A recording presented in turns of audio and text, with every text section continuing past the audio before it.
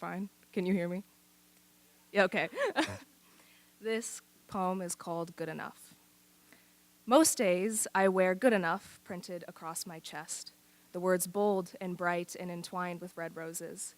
And on those days, dry jokes about the mediocrity of a phrase like good enough, like settling, are aimed at me. On those days, I want to scream that those words and those roses mean so much more. Most days when I wear that hoodie, I am preaching that the greatest joy in life is the love of self. I know because I lived through days with words pounding through my skull that were universes away from braided red roses. They were raw and ugly, round blocks fitting into square holes, spit and snot and pain, my hands red raw from the years grappling with my persistent inadequacy, and the thought that maybe I would never be good enough.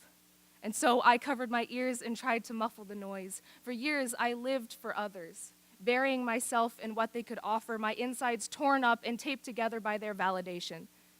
But those compliments were short-lived, and I couldn't keep curling up tight in a bed too big for one girl night after night, scraping tears off my face and clothes too big for me, because maybe I didn't want to be seen, and maybe I believed I wasn't smart enough or funny enough or pretty enough or skinny enough, and maybe I hated my body because it felt like it never belonged to me, because maybe then that's why I never felt like I belonged in it or my family or the world.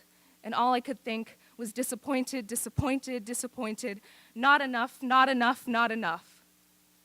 Who I was and who I am is enough. I'm not a patchwork of tragedies and mistakes and shortcomings. I'm roses in full bloom, and I am enough.